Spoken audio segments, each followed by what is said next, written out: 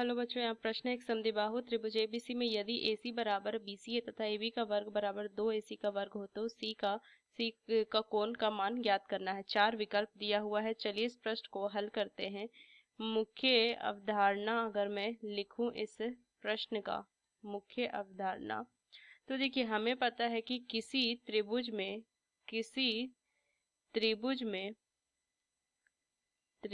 में एक भुजा का वर्ग अन्य दो भुजाओं के वर्गों के योग के बराबर हो तो त्रिभुज समकोण कहलाती है और जो कोण समकोण होता है उसके सामने वाली भुजा कर्ण होती है। तो चलिए इस प्रश्न को हल करते हैं। अब दिया है कि AC जो है वो BC के बराबर है और दिया है कि AB जो है वो 2AC के वर्ग के बराबर है। अब देखिए AB का वर्ग बराबर में लिख सकती हूँ क्या कि AC का वर्ग जोड़ में AC का वर्ग, ये लिख सकते हैं। तो AB का वर्ग बराबर में एक AC के वर्ग की जगह पे मैं BC लिख दूंगी, उसका वर्ग, ये लिख सकती हूँ।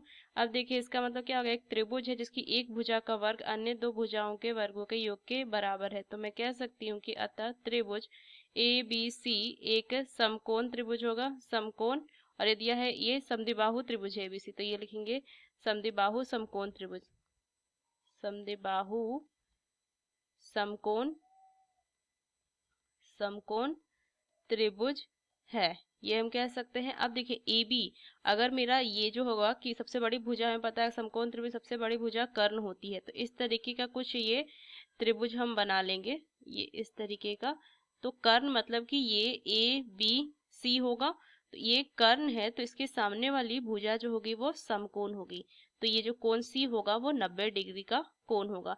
तो हमें कोण C का जो मान आ जाएगा वो 90 डिग्री हो जाएगा, क्योंकि AB जो है वो कर्ण होगी, कर्ण के सामने वाली भुजा, सामने वाली कोण 90 डिग्री का कोण होता है। तो C विकल्प। तो इस मुख्य अवधारणा का इस्तेमाल करके हमने इस प्रश्न को हल किया। आशा करते हैं प्रश्न आपको समझ में आया। धन्यवाद।